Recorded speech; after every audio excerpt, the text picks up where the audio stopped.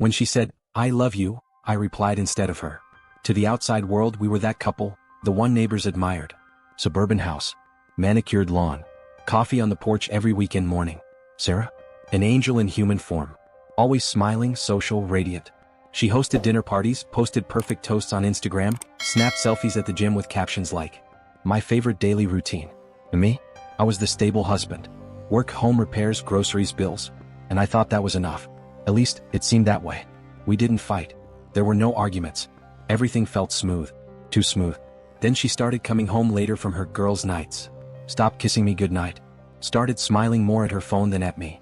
One evening I asked, "Everything okay?" She smiled. "It's just Megan. She's going through stuff with her husband. We're talking a lot lately." "You too close. Just emotional support. Don't overthink it." I didn't. But then came Tessa. Then Lauren. Then Julia. I started losing track of who was real and who was just a mask. One night, I got up from the couch to take a shower. She'd already dozed off beside me. Her phone was on the pillow. Screen still lit. A message still fresh. "I love you." The sender? Unknown number. But the icon was her smile.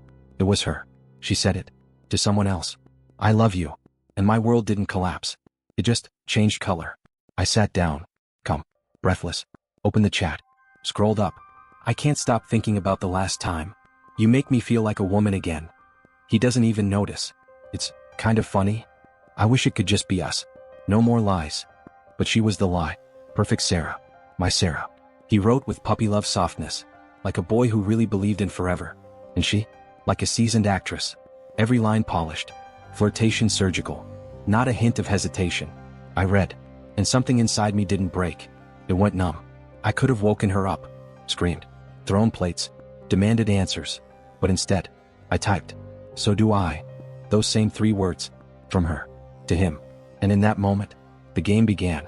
She woke first in the morning. "Hey," she said, kissing my cheek. I didn't flinch. I just smiled back. "Sleep well." And "Yeah, you." "Perfect." She went off to shower. Her phone buzzed 3 times while she was gone. New messages. He was replying. Only, he didn't know I was playing now too. She didn't suspect a thing. Because she was used to holding all the cards. This time, I was the dealer. The day went on like any other. I went to work. She went to the gym. We both knew there would be no working out. But I didn't say a word. I bought groceries. Cooked dinner. She smiled when she got home. "You're so thoughtful. And you're so beautiful." Something flickered in her eyes. Fear? Guilt? Confusion? Like she wasn't used to kindness. Like she was searching for the trap. But there was none. Not yet. That night I checked her phone again. Passcode unchanged. I opened the chat. I told him I had an early meeting. I just didn't want to be home. "I can't wait to see you again. I swear I'll fix this. I can't take it much longer." So I typed again. "Me neither. Soon." He replied instantly. "Love you." And I thought, you'll learn what love really means, brother. So I made some tea. Drank it in the kitchen. Silence in the house. She fell asleep with her phone under her pillow. Like a thief clinging to stolen treasure. And me? I sat there. And started building my plan. Not for rage. Not for revenge. But for precision. Because I'd heard the one thing she'd never say to my face. And now, I'd be the one speaking for her. I replied for her. He thought it was love. But really, it was me. I wasn't just the husband she cheated on. I became the voice she used to lie. And turned it into my truth. Each morning followed the same routine. Sarah would stretch, smile, and kiss my shoulder. "Sleep well." Like I was under a blanket of peace, I'd reply. And it was true. Because peace now came from control. She'd head to the bathroom. I'd make her coffee, with a pinch of cinnamon just how she liked it. And I would unlock her phone. I knew her rhythm now. I knew when he wasn't nearby. I knew when she'd forget to delete their thread. I read what he wrote. "Last night was insane. I can still feel you. Your scent's still on my pillow. When are we finally going to tell him?" And I replied, "Soon, love. Soon. But I'm scared. He's been so sweet lately." His reply was instant. "That's suspicious. You think he knows something?" "Maybe. But I've got everything under control." Oh, if only he knew. I did have everything under control. Every comma. Every fake smile, parenthesis like this, smiley face. Every subtle ellipsis. Sarah used those when she wanted to sound soft. "You're so dangerous." 3 dots for dramatic effect. She also preferred old school smileys, never emojis. Said emojis were too teenager. I learned her texting style better than she knew it herself. And he had no clue. He didn't read between the lines. I wrote those lines for him. During the day I worked. In the evening we had dinner together. She'd bring the wine, touch my shoulder. You've changed lately. I love you so much. I almost laughed, but instead I stroked her cheek. Me too, baby. She didn't know that after her, I love you, I checked her location. On the phone she forgot to lock. I saw that on Friday she missed the gym, because she was in a downtown hotel. I even ordered pizza to that room, under her name. When the delivery guy called, she answered. We didn't order anything. Sarah R., room 408? No, sorry, wrong number. No, you're the one who's wrong, sweetheart. Then I started looking for him. All I had was a phone number. I searched Google, Instagram, Telegram, even by email, and I found him. Thomas Randall, 35, sales manager. His Instagram? Motivational quotes about becoming the best version of yourself. Protein shakes, gym selfies. Facebook? Photos with his kids. Yes, kids. Thomas was married. A father. The irony punched me in the face. My wife was the affair of a married man. And now, I was writing to this family guy on her behalf. I looked at a photo of his son, captioned, "You're my superhero." And I felt nothing. Because Thomas was no longer a person. He was a piece of a machine I was building to destroy. Meanwhile, Sarah started acting different. No, correction, she started pretending. She cooked breakfast, wore the old shorts she hadn't touched in months, twirled in the mirror. But her eyes? Always on the phone. She became cautious. One day she changed her passcode again. 3 hours later I knew it. Because she didn't realize I wasn't fighting for access. I was already inside. He wrote to her. I dreamed about us, living together, happy. I want to take you away from that place. We could run away, forever. And I replied, you're my hero. I trust you. Just tell me when. I saw him growing impatient, reckless. He started pushing to meet more often, longer, no more limits. That's when I started messaging his wife. New account, fake name, screenshots, photos, coordinates. I hadn't sent anything, not yet, but I was collecting. Because this story wasn't ending with betrayal. It was ending with mutual destruction. I didn't sleep much anymore. I stayed up, read through every thread, mapped the logic. I didn't want to just expose them. That would be too fast, too human. I wanted them to fall, together, because of each other. I wanted him to think she sold him out. I wanted her to think he betrayed her. I wanted them both to end up with nothing, and only each other to blame. When the plan was perfect, I saved it in my notes, encrypted, renamed, shopping list. Inside just 3 words, everything burns, together. I started making them afraid of each other. By that point I was no longer a husband. I was a virus in their code, a parasite in their passion, a spider weaving threads, while the flies tangled themselves without knowing. It all started with a simple message. Tom, we can't see each other for a few days. He's been different. I don't recognize him anymore. He kisses me, touches me like he knows something. I'm scared he's onto us. His reply came instantly. Did he say something? No, but he looks at me differently. Like, through me? *T. I told you, he's not as clueless as you thought. Maybe we should disappear for a week. Just vanish. I hit send, and then read it out loud. Maybe. But I can't walk away that fast. Give me a few days. I need to think. Next came the manipulation, designed to break their trust. After hours of silence, I wrote, are you sure you're not sleeping with her? I don't know anymore. I doubt everything. Do you love me? Or is it just about sex? His reply? Long, emotional, desperate. He pleaded, swore, promised. And with every word, his pride bled out, piece by piece. Meanwhile, Sarah was cracking. After another girl's night out, she sat at the edge of the bed, silent, watching me sleep. I kept my breathing steady, pretending. She opened her phone, and I knew. She'd noticed the shift in tone. She didn't understand why Tom had grown cold, why he was questioning her, why he was starting to accuse her. The next morning, she woke up earlier than usual. I heard her on a call. Hey, yeah, I know. I don't get it either. Maybe he's just going through something. I'll check on him. See what's up. I knew it was a call to Tom, and I knew she wouldn't hold up much longer. One more day. Then I wrote, I'm not sure we're going to make it. He's tender, but like he's saying goodbye. Maybe he knows everything. Maybe he's just waiting for the right moment. It was killing Tom from the inside. His messages became frantic, broken. We need to talk. In person. I can't take this. I love you. It hurts. I need to see you. Look you in the eyes. Prove to me you're still mine. There it was. The moment I'd been waiting for. I recorded her voice. Just 5 words. Tom, please, don't text anymore. I'll call you when I can. I just can't right now. Voice sample recording. That was enough to train a voice model. I uploaded it to a speech synth tool. Now I had her voice. For something bigger. And then, I wrote the final message. Meet me tomorrow, 10 p.m. in the alley behind the old bookstore. No talking. Just be there. I'll be. His reply? I'll come. Whatever you say. I set the phone down and started preparing. The location wasn't random. The old bookstore had been shut down for years. Quiet. No cameras. No pedestrians. And there, I left him some gifts. Package on the bench, a box of printed messages. Camera, a flash drive. Footage from the hidden camera I planted in her car. Mobile phone screenshots of his profile, sent to his own wife from a fake account. Memo, a handwritten note. Love is when someone sees through you completely and still shows up. Signed. With love. From both of us. At 9:57 p.m. I was already there. Put up. In the shadows. At 10:03 he arrived. He looked around. Whispered. Sarah? Sarah? He approached the bench. Opened the box. And froze. He stood. 1 minute. 2. Then sat down. Leaning back. Breathing heavy. Then. A message lit up his phone. Hope you had fun. Because now it gets even better. Keep playing. If you've got the balls. He looked around, panic setting in. But I was already gone. Disappearing around the corner. Leaving behind the biggest game he'd ever lose. He waited for her. But I came instead.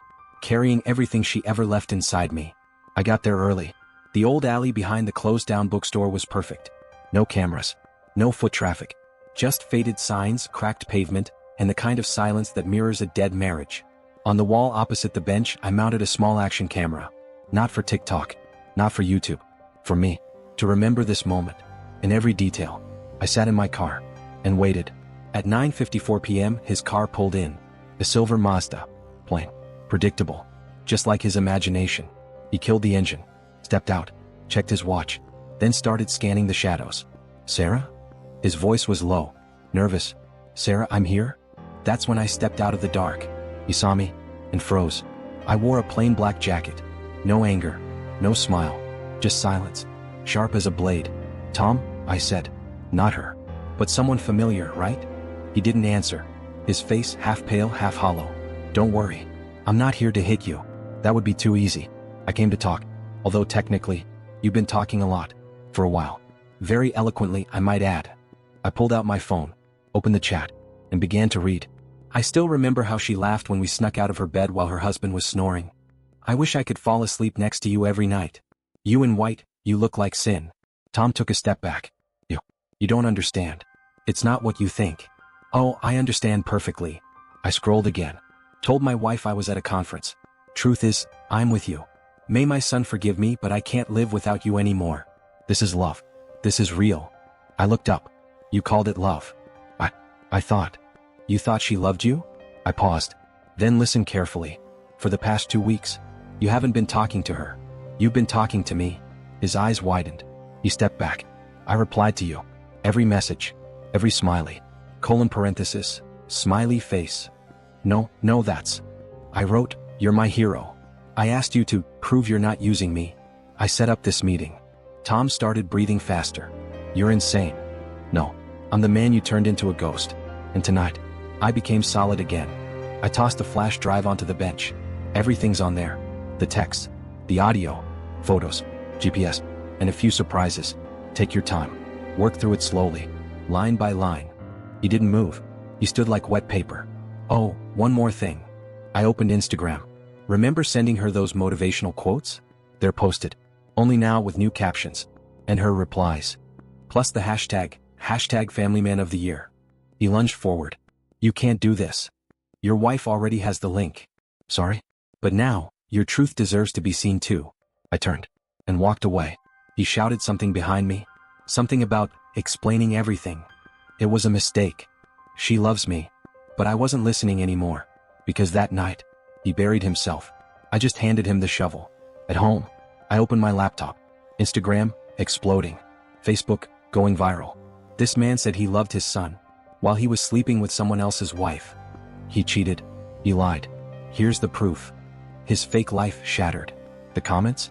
Furious. Savage. His friends? Shocked. His co-workers? Silent. His wife? Offline. And in the middle of it all, one person still didn't know a thing. Sarah. She was at work. Too busy to scroll through every account. Too busy to see the firestorm. But tomorrow, everything would change. For now, I poured myself a whiskey and watched as their world cracked open and prepared the final blow. I heard everything while you stayed silent. Now, it's your turn to listen. Saturday, 7:13 a.m. I woke up before her. The sun had just started to touch the kitchen window, and I was already brewing coffee. Black. No cinnamon. No sweet little hints. The kind of coffee I drank before everything. Sarah was still asleep, curled on her side, hair spilling across the pillow. Maybe she was dreaming of being happy, in a world where her lies hadn't unraveled yet. I didn't wake her. I just placed 2 cups on the table. Next to them, a flash drive, a folder full of printed screenshots, and her phone. At 7:48, she woke up, walked barefoot into the kitchen, stopped in the doorway when she saw me. I was sitting upright, no emotion, just waiting.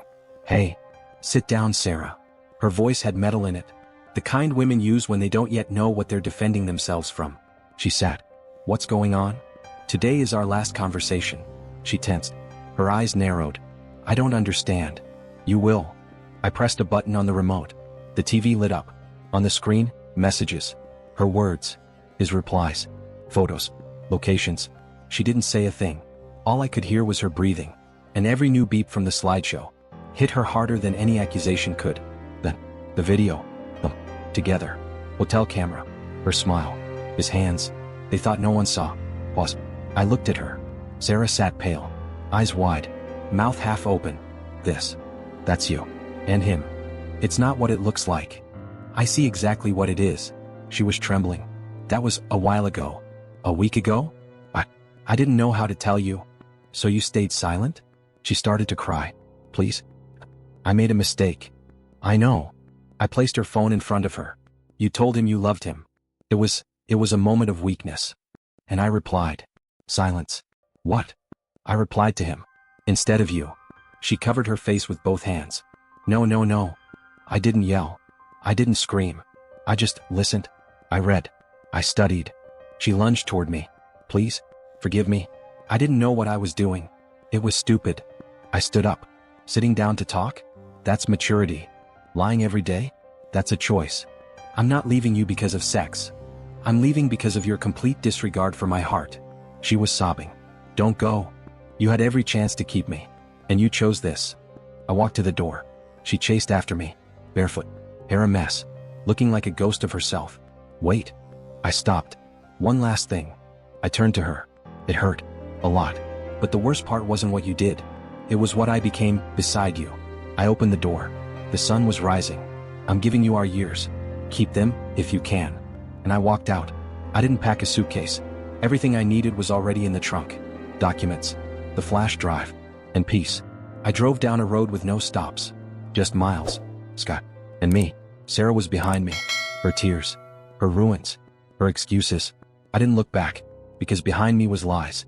And ahead of me, emptiness and freedom. I rented a small place in another state. Nothing fancy. The floors creaked. On my first morning, I brewed a cup of coffee, sat on the floor, and listened to the night fade into day. No plan. No revenge. No love.